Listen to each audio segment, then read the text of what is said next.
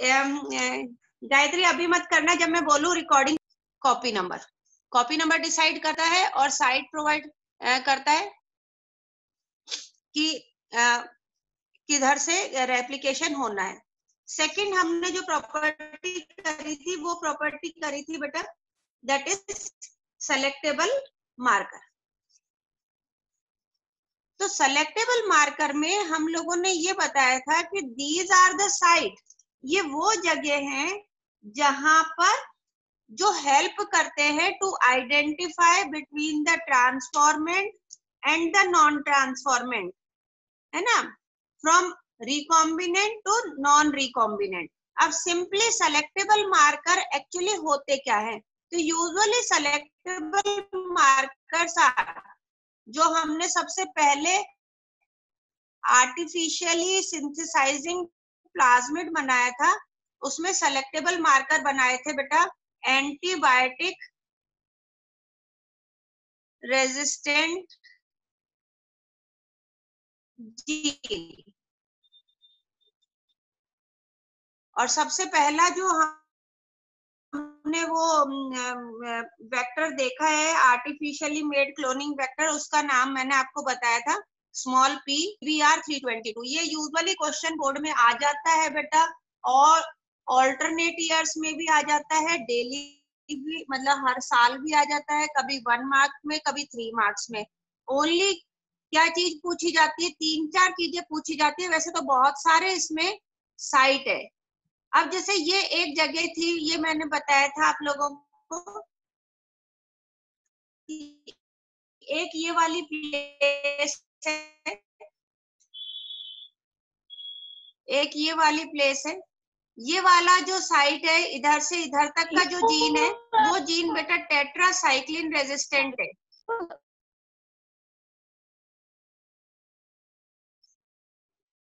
Tetracycline resistant. और जो वो लेने जाएगा टमाटर आलू का भी, ठीक, ओके। सेकेंड इज द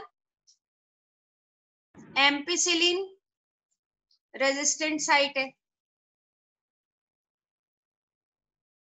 तो बेटा ये टेट्रासाइक्लिन रेजिस्टेंट साइट है, ये एम्पिसिलिन रेजिस्टेंट साइट है। अब इनका मीनिंग क्या है कि यहां से यहां तक जो जीन प्रेजेंट है वो ऐसे सब्सटेंस बनाता है जिसकी वजह से ये प्लाज्मिड अगर जिस भी बैक्टीरिया में प्रेजेंट होगा उसके ऊपर टेट्रासाइक्लिन एंटीबायोटिक का असर नहीं होगा। और ये वो वाली जीन है जो ऐसा सब्सटेंस बनाएगा जिसकी वजह से बैक्टीरिया पर एम्पिसिलिन का अटैक नहीं होगा।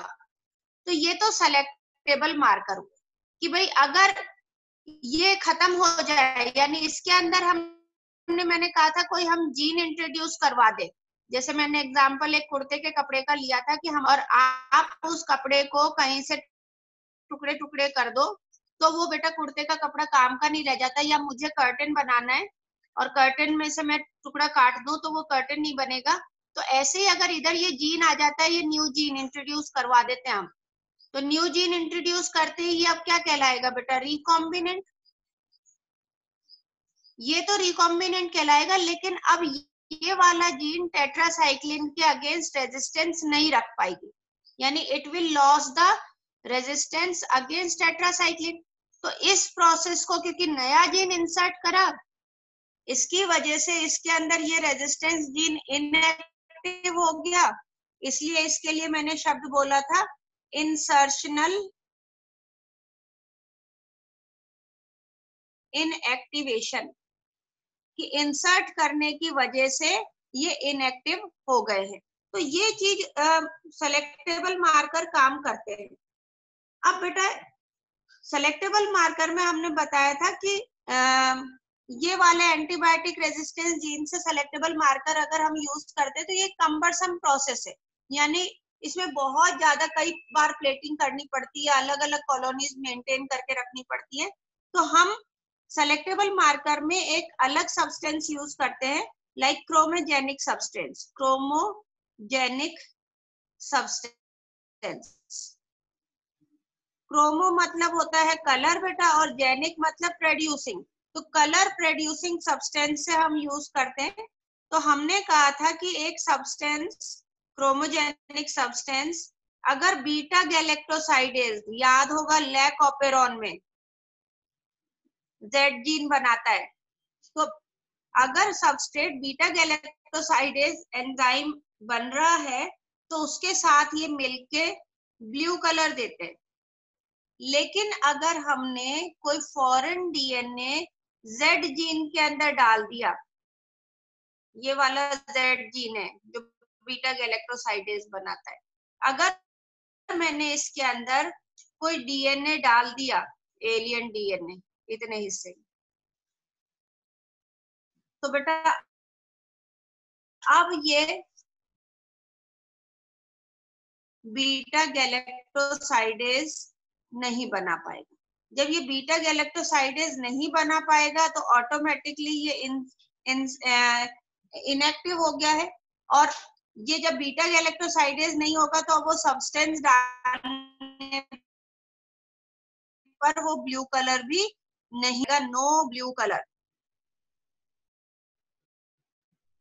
ये हम लोगों ने अभी तक पढ़ लिया था, और इसको कहा जाता है कि ये इनएक्टिव हो गया due to the insertion, so it is called as insertional inactivation.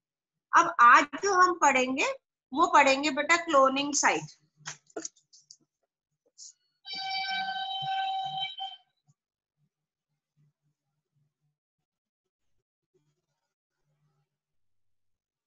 अब क्लोनिंग साइट क्या है बेटा? क्लोनिंग साइट आर दो साइट जहां पर एलियन डीएनए ऐड होता है, यानी द प्लेस वेयर, आप एलियन डीएनए भी वर्ड यूज कर सकते हो, फॉरेन डीएनए भी यूज कर सकते हो, कोई भी वर्ड यूज कर सकते हो। तो एलियन डीएनए या desired DNA, the place where alien DNA joins. अब बेटा ज्वाइन करने के लिए क्या होना जरूरी है? ज्वाइन करने के लिए हमारे पास सबसे पहली चीज होनी चाहिए कि स्टिकी एंड होने चाहिए। और स्टिकी एंड भी किस किस के पास होना चाहिए? एलियन डीएनए के पास भी स्टिकी एंड होने चाहिए, और जो वेक्टर है जो उस एलियन डीएनए को कैरी करेगा उसके पास भी स्टिकी एंड होने चाहिए। ये वाला हमने डायग्राम आपके दिमाग में बिल्कुल छप गया होगा, बॉयज के में तो नहीं छपा होगा, गर्ल्स के में छप गया होगा। आज अक्षय एब्सेंट है, I think so. Akshay, are you present और एब्सेंट? अक्षय एब्सेंट, इसके घर फोन करूंगी। वेक्टर डीएनए और एलियन डीएनए का अपन लोगों ने बनाया था बेटा GAATTC वाला, तो उसमें दो स्टिकी एंड ऐसे हैंगिंग लगे हुए थे जिनको अपन ने बाद में इस तरह से अटैच करके और लाइगेज करवाया था ई कोलाई R1 से। तो इनके पास क्या होना चाहिए? क्लोनिंग साइट वो जगह जहाँ पे एलियन डीएनए ज्वाइन करेगा। ज्वाइन करने के लिए एलियन डीएनए के पास भी स्टिकी एंड होना चाहिए और वेक्टर डीएनए के पास भी स्टिकी एंड होना चाहिए। और ये स्टिकी एंड किसकी वजह से बनेंगी? ये स्टिकी एंड बनेंगे due to the presence of restricted endonuclease enzyme. और हमने ये भी चीज पढ़ी थी बेटा कि रिस्ट्रिक्टेड एंडोन्यूक्लियेज एंजाइम, यानी सेम एक ही restricted endonuclease enzyme we will use for cutting the alien DNA as well as for the vector DNA. Vector DNA को और एलियन डीएनए को दोनों को ही restricted endonuclease enzyme we use. अब बेटा नेक्स्ट चीज आती है कि ये साइट क्या है। तो जैसे अगर मैंने ये बनाया,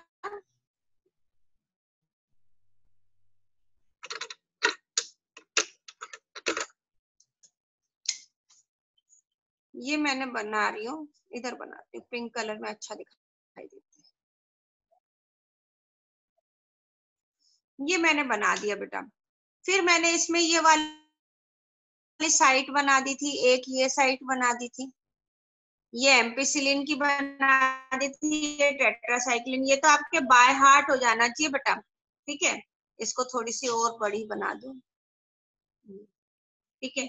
अब उसके बाद में ये वाली साइट एक साइट हो गई बेटा, इसके अलावा ये साइट हो गई, ठीक है। अब ये तो हो गई टेट्रासाइक्लिन के लिए, ये एम्पिसिलिन के लिए हो गई। यहाँ पे ये वाली साइड जो है वो रोप है और ये वाली साइड जो है ये ओराई है। तो खैर मैं अब ये तो साइट हो गई, इनको तो छोड़ दो, ये दोनों तो सेलेक्टेबल मार्कर है। एम्पिसिलिन ये वाला जीन और ये वाले जीन तो दोनों क्या है, सेलेक्टेबल मार्कर। अब अपन को देखना है कि इनमें रिस्ट्रिक्शन साइट, क्लोनिंग साइट कौन सी है। तो यहाँ पे हमारी बुक में लिखा हुआ है बैम H1। तो ये जो बैम H1 है ये एक रिस्ट्रिक्शन क्लोनिंग साइट हो गई। यहाँ पे लिखा हुआ है बेटा ऐसे साल 1, ये वाली एक क्लोनिंग साइट हो गई। इधर लिखा हुआ है PVU1, तो PVU1 ये क्लोनिंग साइट हो गई। यहाँ पे लिखा हुआ है PST1, ये सब क्लोनिंग साइट है। अब बोले कि इनके नाम क्या लगती है मैडम, बेटा ये PVU1, PST1, साल1, BAMH1, ये सब किसके नाम है, ये सब बेटा रिस्ट्रिक्टेड एंडोन्यूक्लियेज एंजाइम के नाम है। इसका मतलब ये वो जगह है जहां अगर मैं PVU1 restricted endonuclease enzyme use करूं तो ये वाला प्लाज्मिड का डीएनए यहाँ से कट हो जाएगा और यहाँ से कट हो जाएगा तो फॉरेन डीएनए करेगा। तो बेटा जो प्लाज्मिड है वो किसके लिए रेजिस्टेंट लॉस कर देगा, एम्पिसिलिन के लिए। एम्पिसिलिन के लिए रेजिस्टेंस लॉस कर देगा। Very good. और अगर मैं रिस्ट्रिक्टेड एंडोन्यूक्लियेज एंजाइम यूज करूं साल1, अगर मैं साल1 यूज करूं रिस्ट्रिक्टेड एंडोन्यूक्लियेज एंजाइम, तो अब प्लाज्मिड किसके लिए रेजिस्टेंस लॉस करेगा, साइक्लिन के लिए। Very good. क्योंकि अब एलियन डीएनए यहाँ पे इंसर्ट होगा, इसलिए इसके अंदर क्या हो जाएगा,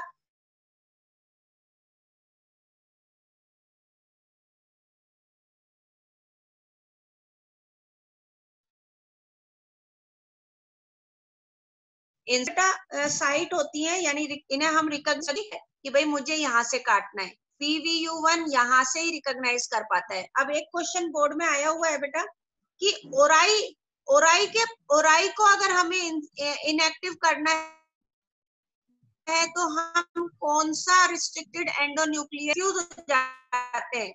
लेकिन कंफ्यूज होने की जरूरत नहीं है, क्योंकि ओराई एक ऐसी जगह है जहां पे कोई भी ऐसा साइट प्रेजेंट नहीं है जिससे कि वो डाइजेस्ट हो जाए, किसी भी डाइजेस्ट नहीं हो सकता, कभी भी इंसर्शनल इनएक्टिव नहीं हो सकती। तो सिंपली, और इसीलिए बेटा ये ओराई है, क्योंकि अगर ये इनएक्टिव हो गई तो फिर तो ट्रांसफॉर्मेशन करवाने का कोई फायदा ही नहीं हुआ। तो ओराई किसी से भी इनएक्टिव नहीं होती, ओराई के पास कोई रिस्ट्रिक्शन एंडोन्यूक्लियेज एंजाइम के लिए साइट नहीं है या कोई क्लोनिंग साइट नहीं है। लेकिन हाँ, रोप वो वाली जगह है जहां पर ये वो प्रोटीन बनाता है which is use for replication, है ना। तो ये रेप्लिकेशन के लिए, यानी protein involve in the replication of the plasmid, यहाँ पर एक साइट प्रेजेंट होती है और वो साइट होती है PVU2। और ये यूजुअली पेपर में आ जाता है बेटा। क्यों पेपर में आ जाता है, क्योंकि एक है PVU1 और एक है PVU2। अब बच्चों का PVU2 रिस्ट्रिक्टेड एंडोन्यूक्लियेज है, तो ये कहाँ पे इसकी क्लोनिंग साइट है, तो आप बताओगे कि इसकी क्लोनिंग साइट ROP में है। ऐसे ही यहाँ पे बहुत सारे दे रखे, ये सारे आपको बेटा 5-6 बार ये बनाओगे तो बाय हार्ट हो जाएगा। अब हमको इसके अंदर एक चीज इन्होंने दे रखा है कि भाई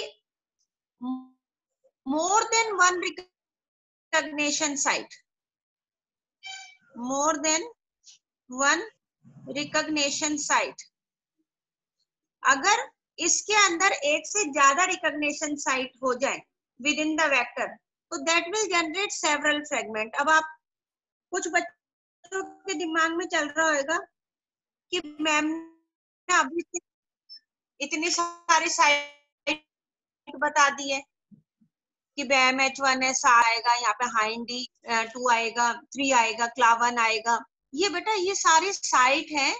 लेकिन देखो मैं ये कहूं कि BAM-H1 एंजाइम के लिए कितनी साइट है इस पूरे के पास, तो BAM-H1 के लिए इस पूरे प्लाज्मिड के पास केवल एक ही जगह, और कहीं पे BAM-H1 हमने नहीं लिख रखा। ऐसे अगर अपन देखें PVU1 के लिए एक ही प्लेस है जहां पे वो कट कॉज कर सकते हैं, और पूरे प्लाज्मिड में कहीं पे भी वो कट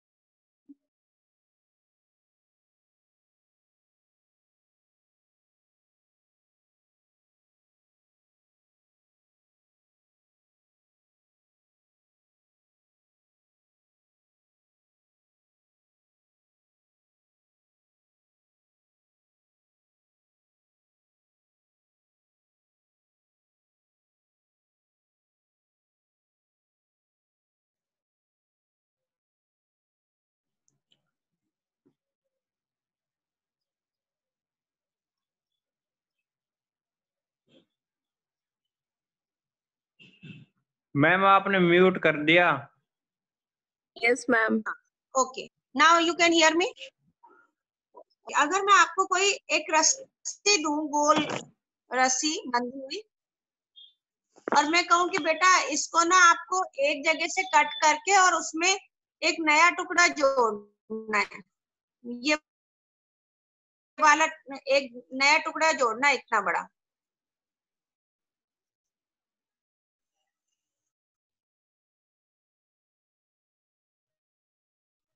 अब मैंने जब दिया तो आप ये, और मैं इसमें लाल निशान कर, अब मैंने लाल निशान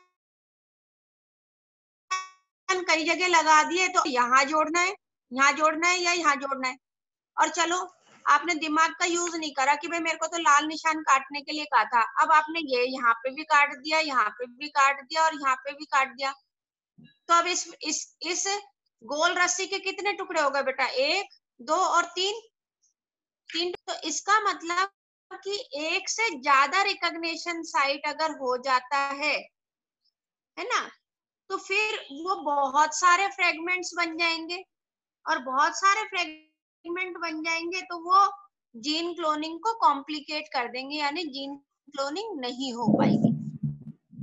इसलिए मैं ये दूं तुम लोगों को कि भाई लो निकिता, निशान वाली जगह से आपको रस्सी काट के और ये ऐड करना है, तो now the it is very easy for the Nikita to make a cut over here, यहाँ पे वो कट कॉज कर देगी, कट कॉज करने के बाद वो रस्सी को ऐसे ओपन करेगी,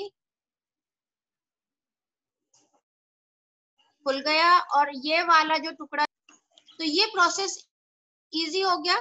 तो इसका मतलब क्या हुआ कि किसी भी प्लाज्मिड में किसी भी रिस्ट्रिक्शन एंडोन्यूक्लिएज एंजाइम के लिए एक ही साइट होनी चाहिए, यानी इनके पास they should have only one recognition site, है ना, so that the alien DNA can come and attach at that point. अगर एक से ज्यादा रिकॉग्निशन साइट होगी तो it will make many fragments of the plasmid, और वो बहुत सारे फ्रेगमेंट्स बना देगा। तो then the process of the gene cloning become complicated. तो ये भी क्वेश्चन आता है यूजुअली एग्जाम में कि why there should be only one recognition site present in the vector, कि वेक्टर के पास एक ही रिकॉग्निशन साइट क्यों होना चाहिए।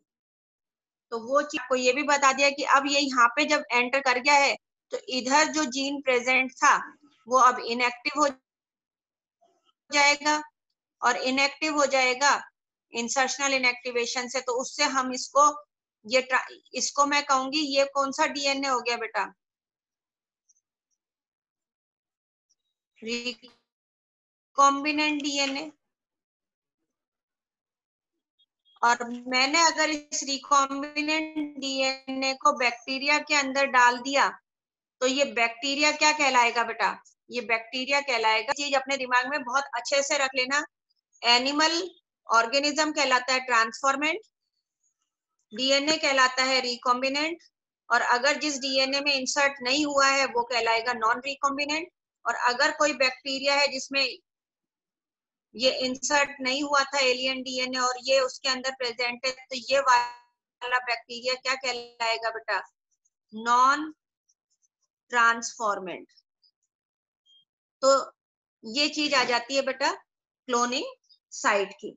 तो ये हमारा पेज नंबर 199 का कंप्लीट हुआ, प्लस हमारा कंप्लीट हो गया 200 का इंसर्शनल इनएक्टिवेशन तक का, कल जो मैंने आपको करवा दिया था।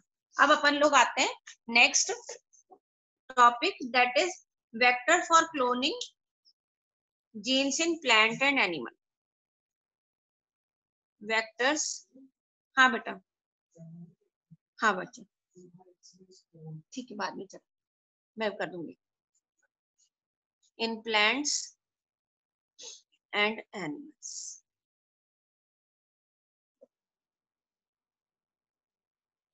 कि अब हमको ये तो हमने कर लिया कि भाई हमने रिकॉम्बिनेंट और नॉन रिकॉम्बिनेंट देख लिए, वेक्टर देख लिए। अब मैंने वेक्टर तो बना लिया, जैसे मैंने क्या करा मैं आपको एक सिंपल सा बता रही हूँ। ये मैंने एक बैक्टीरिया लिया और इसके अंदर मैंने ये प्लाज्मिड लिया, और इस प्लाज्मिड में मैंने ये एलियन डीएनए डाल दिया। तो ये पूरा बैक्टीरिया और मैं इस पूरे बैक्टीरिया को ये भी कह सकती हूँ कि यह किसकी तरह काम करेगा, वेक्टर की तरह काम करेगा। वेक्टर मतलब इट कैन कैरी, ये कैरी करके ले जा सकता है इस डीएनए को। अब मुझे इस वेक्टर के थ्रू ये वाला डीएनए, ये वाला एलियन डीएनए प्लांट के अंदर या एनिमल्स के अंदर डालना है। तो वो हम कैसे करेंगे? तो बेटा देखो, हम लोगों ने तो अभी 1963 और 1972 से ही रिकॉम्बिनेंट डीएनए की प्रैक्टिस चालू करी है ना। भगवान ने तो ये काम थाउजेंड्स ऑफ इयर्स से पहले कर रखा है। एक बार बेटा अभी थोड़े दिन पहले न्यूज़पेपर में एक आर्टिकल आया था कि आपके या मेरी बॉडी में या हमारे सभी एनिमल्स की बॉडी में इतने सारे जीन्स हैं जिन्हें हम कह देते हैं ना कि इंट्रॉन्स हैं, इतने सारे जीन्स हैं। वो जीन कहाँ से आए? तो उसमें ये आया था कि हमारी बॉडी में कम से कम भी नहीं तो मिलियन टाइप ऑफ वायरसेस के जीन्स हैं। मिलियन टाइप ऑफ वायरसेस के जीन्स हमारी बॉडी में है। कैसे हो गए बेटा? जब भी आपको जुकाम लगता है बेटा, आपके ऊपर एक वायरल इन्फेक्शन होता है, ठीक है। अब आपके ऊपर एक वायरल इन्फेक्शन हुआ, वो वायरस क्या करता है, वायरस हरदम आपकी सेल के अंदर डीएनए भेज देता है और वो डीएनए आपके डीएनए के साथ में इनकॉर्पोरेट हो जाता है, आपके डीएनए के साथ अटैच हो जाता है। अब वो आपके डीएनए के साथ अटैच हो गया तो नेचुरली वो जनरेशन आफ्टर जनरेशन चलेगा। तो कहने का मीनिंग ये है कि हमारी बॉडी में बहुत सारा डीएनए तो ऐसा है जो हमारा है ही नहीं, हमें फॉरेन ऑर्गेनिज्म से मिला हुआ है, तो वो हमारे अंदर एक तरह से क्या है, रिकॉम्बिनेंट है, नया कॉम्बिनेशन है। तो खैर मैं आपको ये बता रही थी कि नेचर में रिकॉम्बिनेशन और transfer of the DNA to the plant बहुत पहले से चला आ रहा है। उसके मैं आपको दो एग्जांपल लूंगी बेटा। पहला एग्जांपल मैं लेती हूँ प्लांट्स का।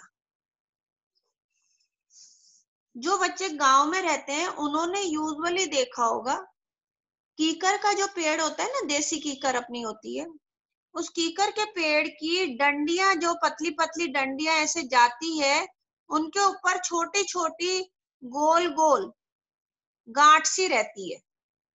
देखा है किसी ने बेटा? हाँ। कोई नहीं देखा? Yes madam. किसी ने भी नहीं देखा ये इस तरह देखा है, की? देखा है। हाँ देखा ना, ये छोटी छोटी गांठ रहती है बेटा, है ना, फुंसियां सी रहती है। ये एक्चुअली इनको कहते हैं गॉल, GALL इंग्लिश में, यानी एक तरह का ये ट्यूमर है। ठीक है, और ट्यूमर हम किसे कहते हैं, जहां पे अनकंट्रोल डिवीजन ऑफ सेल हो जाता है, अनकंट्रोल डिवीजन ऑफ सेल हो जाता है, उससे हम ट्यूमर कहते हैं, ये गॉल। अब ये इन पेड़ों पर ये गॉल बन कैसे जाती है? तो बेटा एक बैक्टीरिया है और उस बैक्टीरिया का नाम है, और बहुत इंपॉर्टेंट बैक्टीरिया, देख लेना इस बार PMT में भी आएगा, एग्रोबैक्टीरियम, चाहे भले ऑप्शन में आ जाए, पूरा नाम नहीं आए, पूरा काम नहीं आए, एग्रोबैक्टीरियम ट्यूमीफेसियंस। ठीक है, एग्रोबैक्टीरियम ट्यूमीफेसियंस। तो एग्रोबैक्टीरियम ट्यूमीफेसियंस जो है, ये